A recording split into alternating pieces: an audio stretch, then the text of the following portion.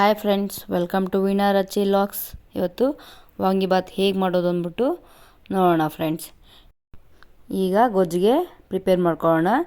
ಒಂದು ಕಡಾಯಿಗೆ ಎಣ್ಣೆ ಹಾಕಿ ಎಣ್ಣೆ ಕಾಯೋಕ್ಕೆ ಇಡೋಣ. ಆದಮೇಲೆ ಆ್ಯಸ್ ಯೂಶ್ವಲ್ ಸಾಸಿವೆ ಹಾಕಿ, ಸಾಸಿವೆ ಒಂದು 2 ಮಿನಿಟ್ಸ್ ಆದಮೇಲೆ ಒಂದು ಸ್ವಲ್ಪ ಕಡಲೆಬೇಳೆ ಹಾಕಿ ನೀಟಾಗಿ ರೋಸ್ಟ್ ಮಾಡ್ಕೊಳ್ಳಿ.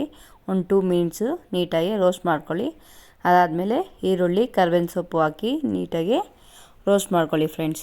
ಇದು ನೀಟಾಗಿ ಸ್ವಲ್ಪ ಸಾಫ್ಟ್ ಆಗೋವರೆಗೂ ನಾವು ನೀಟಾಗಿ ಫ್ರೈ ಮಾಡ್ಕೊಳ್ಳೋಣ. ಒಂದು 5 ಮಿನಿಟ್ಸು ನೀಟಾಗಿ ಅದು ಸಾಫ್ಟ್ ಆಗೋವರೆಗೂ ಫ್ರೈ ಮಾಡ್ಕೊಳ್ಳೋಣ. ಅದಾದಮೇಲೆ ನಾನು 2 ಟೊಮೊಟೊ ತೊಗೊಂಡಿದ್ದೀನಿ.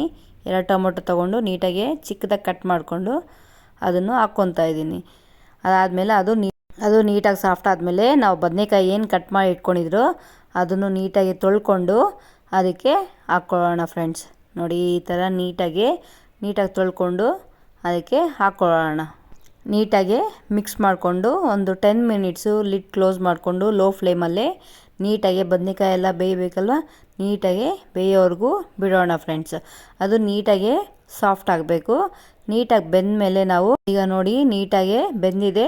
ಒಂದು ಮುಕ್ಕಾಲಷ್ಟು ಬೆಂದಮೇಲೆ ರುಚಿಗೆ ತಕ್ಕಷ್ಟು ಉಪ್ಪು ಹಾಕಿ, ನಾನು ಇಲ್ಲಿ MTR ವಾಂಗಿಬಾತ್ ಪೌಡರ್ ಯೂಸ್ ಮಾಡ್ತಾಯಿದ್ದೀನಿ. ಈ ಕ್ವಾಂಟಿಟಿಗೆ 2 ಸ್ಪೂನ್ಸ್ ಆದರೆ ಸಾಕು. ಇನ್ನು ಎಕ್ಸ್ಟ್ರಾ ಖಾರ ಏನೂ ಬೇಕಾಗಿಲ್ಲ.